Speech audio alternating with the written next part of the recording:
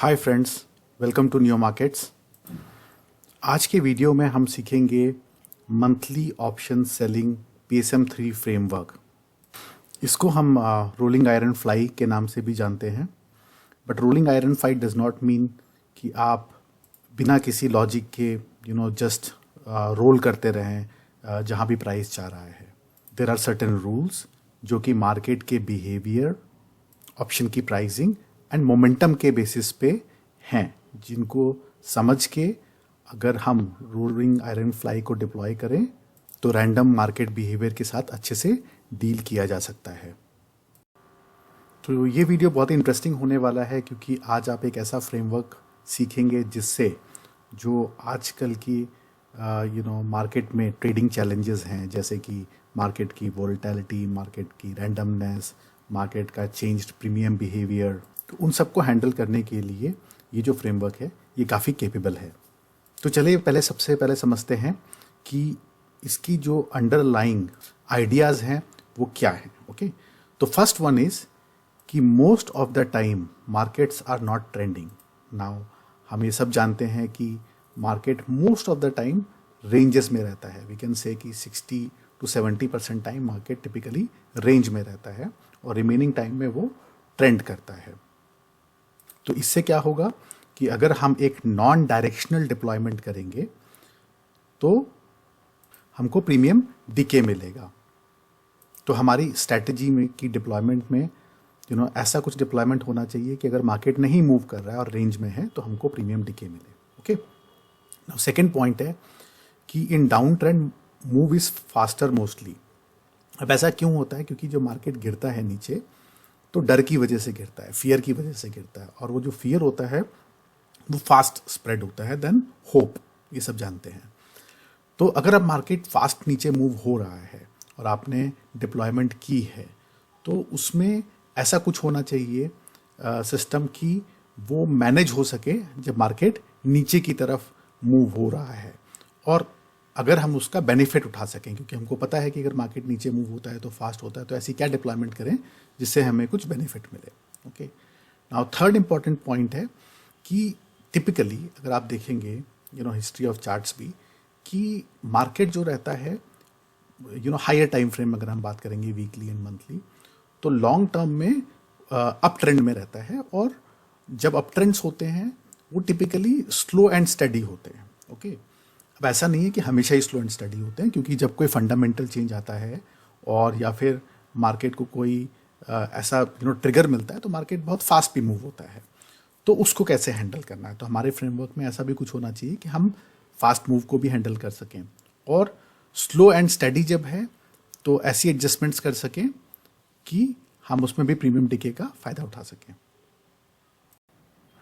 और जब हम इसकी डिप्लॉयमेंट करेंगे तो इसमें हम मंथली ऑप्शंस को चूज करेंगे, और मंथली ऑप्शंस को चूज करने का रीज़न क्या है कि वो लेस वोलेटाइल होते हैं, क्योंकि जो आजकल डेली वोलेटिलिटी है, एक्सपायरी रिलेटेड वोलेटिलिटी होती है जिसमें मार्केट अप डाउन करके सेम प्लेस पे आ जाता है, वो मंथली ऑप्शंस को इतना इम्पैक्ट नहीं करता है और टाइम आपके पास होता है। तो इसीलिए इसका डिप्लॉयमेंट जो हम करेंगे वो मंथली ऑप्शंस के थ्रू करेंगे। देन किसी भी एग्जीक्यूशन को करने के लिए, in fact not only monthly, even daily या डे ट्रेडिंग या इंट्राडे कुछ भी करिए, तो बहुत सारे ट्रेडर्स इसलिए फेल हो जाते हैं क्योंकि वो फियर करते हैं, पूरा प्रॉफिट लेने में फियर करते हैं, लॉस लेने में फियर करते हैं। तो साइकोलॉजिकली जब हम कोई भी स्ट्रेटजी को डिप्लॉय करें, एग्जीक्यूट करें, अगर हमारे माइंड में फियर कम होगा तो हमारी जो डिसीजन मेकिंग है वो बेटर होती है। तो हमारी, और वो कब कम होगा? जब आपको आउटकम पता होगा कि आपको स्ट्रेटजी में लॉसेस कितने हो सकते हैं, राइट, और उन लॉसेस को किसी तरह से लॉक किया जा सके, राइट, फिक्स किया जा सके। तो उससे तो हमारा जो फ्रेमवर्क है वो काफ़ी रोबस्ट हो जाता है। क्यों? क्योंकि जो साइकोलॉजिकल एडवांटेज आपके पास रहेगा जो बहुत सारे ट्रेडर्स के पास नहीं होता है। ठीक है, नाउ अब इस स्ट्रेटजी की कैपेबिलिटी जो मैंने बताया बहुत अच्छी है कि अगर मार्केट है ये नॉन डायरेक्शनल, या आपको नॉन डायरेक्शनल मार्केट में भी प्रीमियम डीके देगी। अगर मार्केट नीचे की तरफ गिर रहा है तो भी आपको ये प्रीमियम डीके देगी। लेकिन अब किसी स्ट्रैटेजी की कुछ ना कुछ वीकनेस होती है, जैसे कि अगर मार्केट डायरेक्शनल है तो उसमें नॉन डायरेक्शनल काम नहीं करता, राइट। और अगर मार्केट मूव ही नहीं हो रहा है, नॉन डायरेक्शनल है, तो उसमें डायरेक्शनल स्ट्रैटेजीज काम नहीं करती। तो वैसे ही जो ये स्ट्रैटेजी है इस करंट फ्रेमवर्क में, करंट फॉर्म में, अगर मार्केट बहुत फास्ट अप मूव कर रहा है तो उस केस में इस स्ट्रैटेजी को हमको नहीं डिप्लॉय करना है। मैं वापस रिपीट कर देता हूं फॉर बेनिफिट ऑफ एवरीबडी कि प्लीज समझिए, अगर मार्केट में अपवर्ड मोमेंटम है, ठीक है, स्लो मूविंग है, कोई प्रॉब्लम नहीं है। अगर अपवर्ड मोमेंटम है, स्पीड है, तो हमें इसको नहीं डिप्लॉय करना है, और जब वो स्पीड खत्म हो जाए, वो मोमेंटम खत्म हो जाए, तो हम इसको वापस रीडिप्लॉय कर सकते हैं। Okay, so that is the idea. अगर आप स्ट्रेटजी में हैं, उसके बाद मोमेंटम आ गया, आप बाहर निकल जाएंगे और वापस आप एंट्री कर सकते हैं जब मोमेंटम खत्म होगा। ये कैसे पता किया जा सकता है? इसके बहुत सारे टेक्निक्स होती हैं, जैसे प्राइस एक्शन होता है, कुछ इंडिकेटर्स होते हैं, राइट। तो one of the indicator is RSI। तो टिपिकली आप क्या कर सकते हैं, 2 आवर्स का चार्ट या 1 आवर का चार्ट ले लें, और RSI जो है अगर वो 65 के ऊपर जाने लग जाए, राइट, तो आपको इसको नहीं डिप्लॉय करना है। इन द सेम मैनर कि अगर मार्केट बहुत टाइम से नीचे गिर रहा है और किसी इंपॉर्टेंट सपोर्ट पे आ चुका है, और फिर अगर RSI 30 के ऊपर राइज करती है, तो भी मोमेंटम कई बार आने का चांस होता है, तब भी इसको आप मत डिप्लॉय करिए। ओके, एंड ये जो फ्रेमवर्क है इसमें हम इसका डिप्लॉयमेंट ऐसा करते हैं कि ये सेमी डायरेक्शनल रहे। अगर मार्केट नीचे मूव होता चला जाए until it's a very big gap down, तो हमको कुछ ना कुछ प्रीमियम डिके से मिलता रहे। तो वो भी हम समझेंगे जब हम सिमुलेटर पे जाएंगे और डिप्लॉयमेंट को समझेंगे। एंड अगर आपको ये वाली जो इस स्ट्रेटजी की वीकनेस है, राइट, इस फ्रेमवर्क की, अगर मार्केट बहुत स्पीड से जब ऊपर मूव हो रहा है तब क्या करना है, तो उस केसेस के लिए आप एडवांस एडजस्टमेंट्स भी सीख सकते हैं। तो फ्रेंड्स, हम क्या करेंगे कि अब मार्केट के 3 सिनारियो होते हैं। एक कि मार्केट डाउन जा रहा हो, एक मार्केट नहीं मूव कर रहा हो, और एक अगर मार्केट ऊपर मूव हो रहा हो, slow and study. End of course अगर वो फास्ट मूव हो रहा है तो हमको नहीं डिप्लॉय करना है, राइट। तो हम क्या करेंगे इसको, और मार्केट का जो बिहेवियर होता है हर मंथ सेम नहीं होता है, तो हम क्या करेंगे इसको पार्ट्स में समझेंगे। ओके, तो आज जो हमारा पार्ट 1 है, इस पे हम फोकस करेंगे कि व्हाट इफ अगर मार्केट नीचे की तरफ गिर रहा है तो इसमें क्या करते रहना है। ओके, एंड फिर नेक्स्ट वीडियोस में हम आपको बताएंगे कि मार्केट जब ऊपर जाता है तो क्या करना है, उसकी डिप्लॉयमेंट भी देखेंगे। बट इन जनरल जो इसका डिप्लॉयमेंट है वो मैं आपको समझा देता हूं कि हमें करना क्या है। हमको एक आयरन फ्लाई डिप्लॉय करनी है, कैसे डिप्लॉय करनी है, क्या हेजेस लेने हैं, वो मैं आपको सिमुलेटर में समझाऊंगा। और इस तरीके से डिप्लॉय करनी है कि ये डाउन साइड फेवरेबल होनी चाहिए, कि अगर मार्केट नीचे की तरफ मूव हो तो हमको प्रीमियम डिके का फायदा हो। ओके, तो इस आयरन फ्लाई को हम जरा ट्विक्ड आयरन फ्लाई बनाते हैं, और इसका जो हम ATM से नीचे 100-150 पॉइंट्स इसको हम डिप्लॉय करते हैं।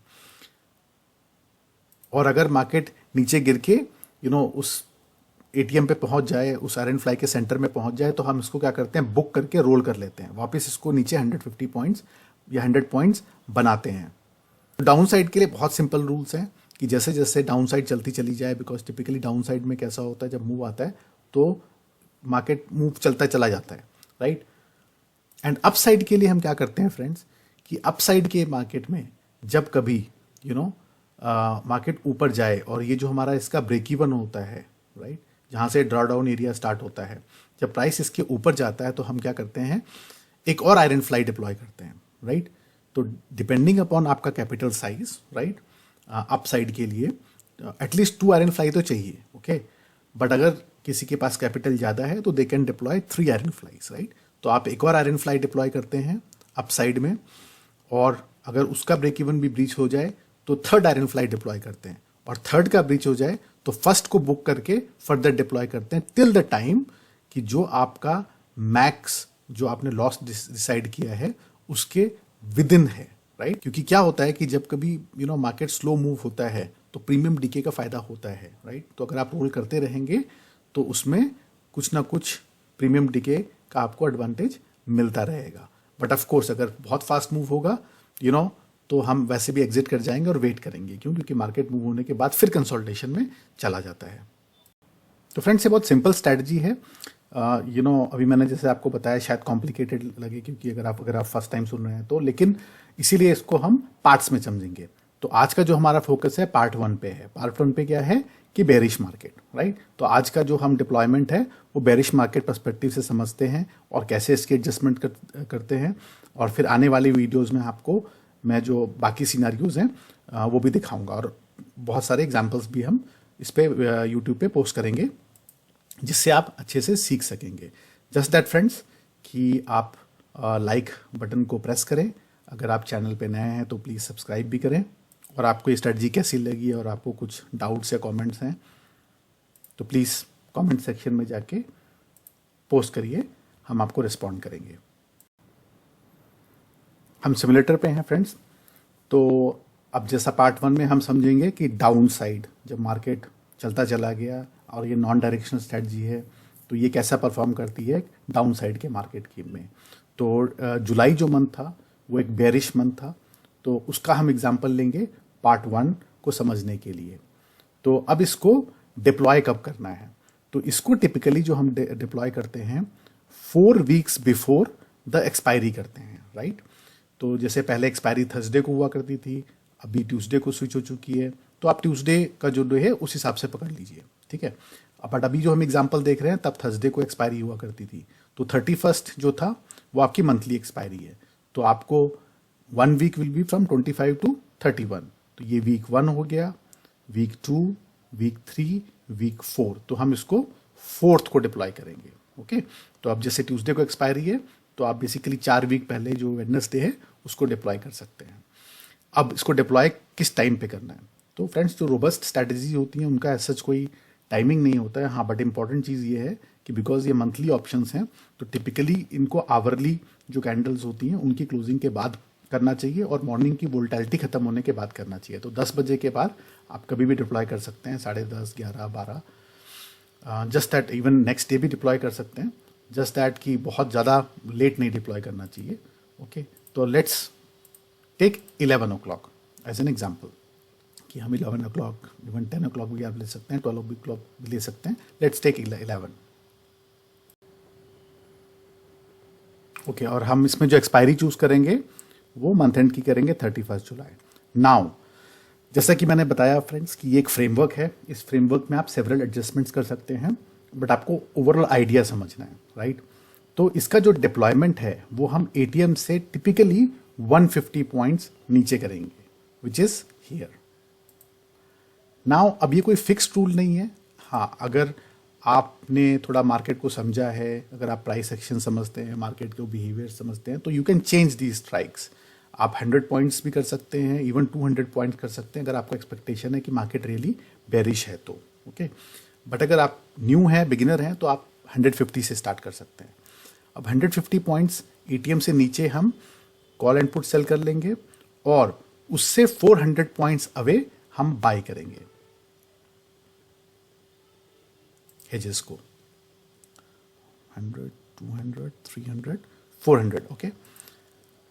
नाउ अभी जो हमने हेजेस बाई किए हैं ये टिपिकली आप क्या करेंगे कि जैसे जैसे वीक्स पास होते चले जाते हैं, जैसे typically first 8 to 9 days you can keep 400 away hedge, but जैसे जैसे मंथ पास होता है तो प्रीमियम कम होते चले जाते हैं। तो फिर उसके बाद जब भी हम कोई आयरन फ्लाई डिप्लॉयमेंट करेंगे तो हेजेस को 300 कर देंगे, जैसे और एक वीक पास होगा तो 200 कर देंगे और लास्ट वीक में तो 100 ही करना पड़ेगा, अदरवाइज गामा आने का चांस होता है और रिस्क बढ़ जाता है।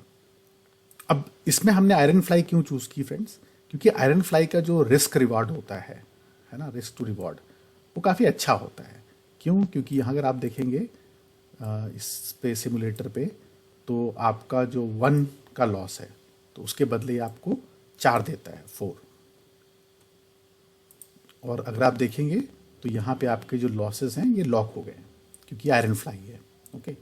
तो इससे आपको एटलीस्ट ये पीस ऑफ माइंड रहता है कि मंथ एंड तक अगर आपने कुछ भी नहीं किया मंथ एंड तक, और इसमें जरूरी भी नहीं है कि आप कंटिन्यूसली स्क्रीन को देखते रहें, इसमें आपकी एडजस्टमेंट लेट हो गई तो भी इट इज़ ओके, क्योंकि आपके पास काफ़ी टाइम होता है, तो जाके आपको ये लॉस होगा, ओके। तो इससे हमारा साइकोलॉजिकल कंट्रोल बना रहेगा क्योंकि हमको पता है कि हमारा यहाँ पे जो मैक्स लॉस है वो कितना हो सकता है। अब मार्केट अगर डाउन साइड स्टार्ट करता है तो हमें करना क्या है, हमें जब कभी प्राइस, ये अगर आप देखेंगे एक ये जो ब्लू लाइन होती है जिसको टी लाइन बोलते हैं, इसको जो टी लाइन होती है ये आपको प्रेडिक्ट करती है कि आपको प्रीमियम डिके टर्म्स में क्या रिटर्न मिल रहा होगा अगर प्राइस उस पर्टिकुलर पॉइंट पे पहुंचा। फॉर एग्जांपल यहाँ पहुंचा तो आप देखेंगे यहाँ पे आपको लॉस हो रहा होगा, राइट। यहाँ पहुंचे तो आपको यहाँ पे कुछ रिटर्न मिल रहा होगा। तो ये जो टी लाइन का जो सेंटर होता है जहाँ पे सबसे ज़्यादा एलिवेटेड होती है, यहाँ पे आपको बुक करना है। ओके, तो चलिए हम आगे बढ़ते हैं। तो फ्रेंड्स, एग्जीक्यूशन को ध्यान से देखिएगा और समझिएगा। ये जो पार्ट 1 है, इट इज़ अबाउट कि अगर मार्केट डाउन साइड चलता चला गया, क्योंकि तब सबसे ज़्यादा रिस्क होता है। टिपिकली जो नॉन डायरेक्शनल स्ट्रैटेजीज हैं वहीं पे सबसे ज़्यादा लॉस देती हैं और फेल होती हैं। ओके, और फिर हम आपको ये भी बताएंगे आने वाले वीडियोज़ में कि जब अगर मार्केट स्टूडेंट स्टडी ऊपर जा रहा है तो क्या एडजस्टमेंट्स करनी है। और मैं आपको ये भी बताऊंगा अभी कि अगर मार्केट फिर पूरा ही बुलिश है तो फिर क्या करना है। तो हम एक डिफरेंट स्ट्रैटेजी को डिप्लॉय कर सकते हैं, वो मैं आपको उसके बारे में बताता हूँ। तो चलिए अभी हम इसको आगे बढ़ाते हैं 2 आवर्स टाइम फ्रेम में। 2 आवर्स इसलिए बिकॉज क्योंकि ये मंथली स्ट्रैटेजी है और मंथली ऑप्शंस हैं, तो इस पर इतना ज़्यादा इम्पैक्ट नहीं आता है। तो अब हमको क्या करते रहना है, हमको वेट करना है और देखना है कि प्राइस कब आपका जो टी लाइन है, अब देखेंगे आप, जैसे ये टी लाइन है इसके ऑलमोस्ट सेंटर पे आ चुका है। तो हम यहाँ क्या करेंगे, ये पूरी स्ट्रेटजी को बुक कर लेंगे। ओके, और इसको रोल कर देंगे 150 पॉइंट्स बिलो।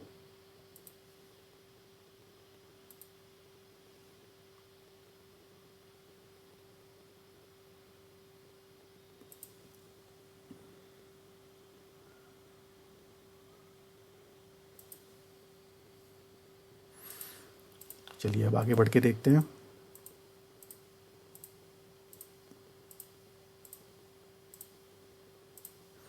और एक और इम्पॉर्टेंट चीज़ है, जैसा मैंने आपको बताया कि याद रखिएगा कि अप साइड में जब ये ब्रेक इवन से अराउंड 50 पॉइंट्स ऊपर जब ब्रीच होता है, लेट्स से समवेयर हियर, तो आपको एडजस्टमेंट्स करनी है।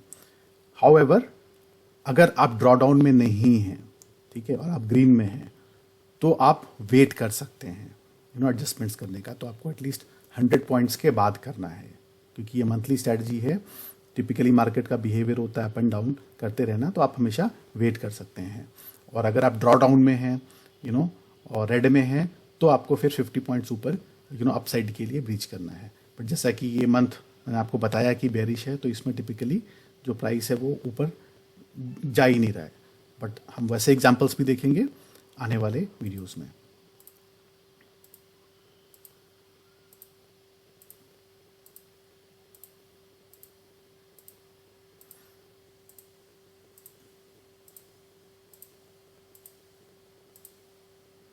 तो देखिए अभी फ्रेंड्स, यहाँ पर ये जो आपकी टी लाइन है इसके सेंटर में आ चुका है।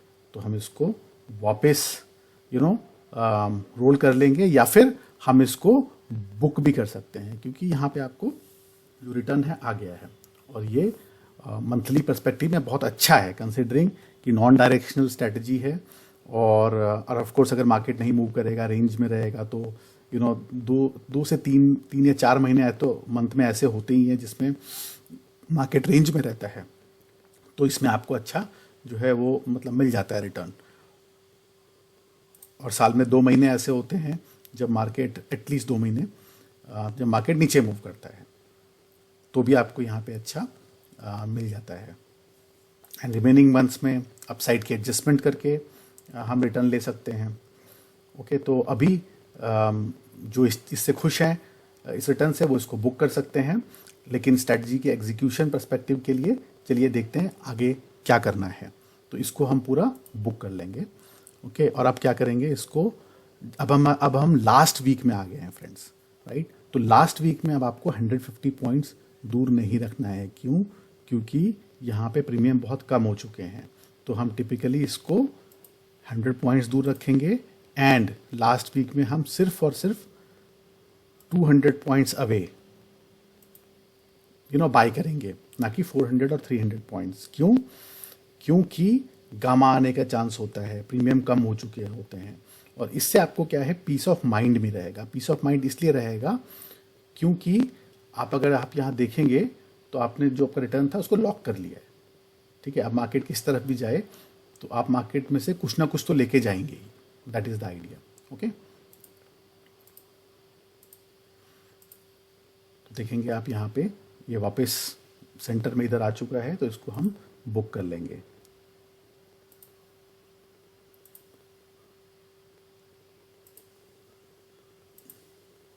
एंड बिल्कुल लास्ट में आ चुके हैं फ्रेंड्स, इट्स लाइक 31st है, 2 दिन बचे हैं, तो you have to keep just 100 points away, आपको रखना चाहिए हेजिंग लेग्स को।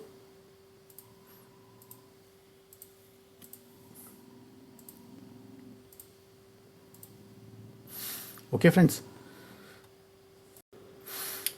एक और इम्पॉर्टेंट चीज़ है फ्रेंड्स कि अगर gap up and gap down scenarios होते हैं, राइट, तो उस केस में इस स्ट्रेटजी को कैसे और रोबस्ट बनाया जा सकता है। नाउ ये अब इंडिविजुअल चॉइस है कि जैसे आपको अपनी लाइफ में जो जो रिस्क्स के हिसाब से लोग इंश्योरेंसेस लेते हैं, राइट, तो आपको कितना इंश्योरेंस लेना है वो आपकी चॉइस है। तो जैसे ये स्ट्रेटजी जो है इस तरह से आपकी स्ट्रेटजी बनती है, राइट। नाउ अगर किसी को साइकोलॉजिकली इस चीज़ का भी इम्पैक्ट हो रहा है कि अगर gap up and gap down हो गया है, राइट, तो ये रिस्क मेरे लिए ज़्यादा है, तो आप क्या कर सकते हैं कि जो आपको रिटर्न मिल रहा है उसका कुछ पार्ट्स एज अ इंश्योरेंस दे सकते हैं। और उसके लिए जो बेस्ट टेक्निक होती है वो क्या होती है कि आप वीकली में जाके अराउंड लेट्स से 1.5 रुपीज़ का ऑप्शन जो है वो बाय कर लीजिए दोनों साइड का, ठीक है। तो अगर आप देखेंगे तो क्या हो गया, ये टी लाइन आप देख रहे हैं, अगर गैप डाउन या गैप अप होता है तो इसमें उल्टा आपका रिटर्न बढ़ जाएगा। ओके, ऐसा क्यों होता है, क्योंकि प्रीमियम्स का एक बिहेवियर होता है कि बड़ा gap up and gap down तब होता है जब अनसर्टेनिटी होती है, वोलेटिलिटी आती है, तो उस समय पे जो ओटीएम की प्राइसिंग होती है वो ज़्यादा बढ़ती है, तो उससे आपको फ़ायदा हो जाता है, राइट। और उसके बाद जब ये वीक का एक्सपायर हो गया, नेक्स्ट वीक में वापस आप बाई कर सकते हैं, ठीक है। और वैसे भी बाई 3rd वीक जब आपको रिटर्न आ जाता है तो हम हेजेस को वैसे भी अंदर मूव कर देते हैं, तो हमने देखा था कि ऑलरेडी आपकी जो स्ट्रैटेजी वो पूरी लॉक हो चुकी होती है, तब आप इन हेजेस को अवॉइड कर सकते हैं, है ना। इंटरेस्टिंग कॉन्सेप्ट, बट ये पर्सनल चॉइस है इंश्योरेंस की।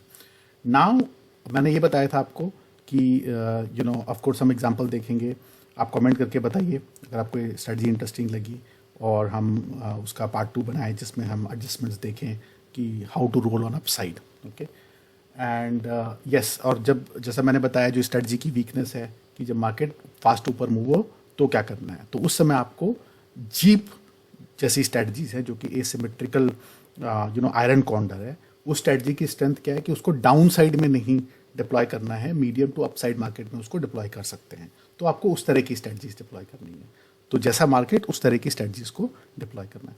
तो आई होप आपको ये वीडियो पसंद आया होगा, तो please press like button, subscribe our channel, see you next time.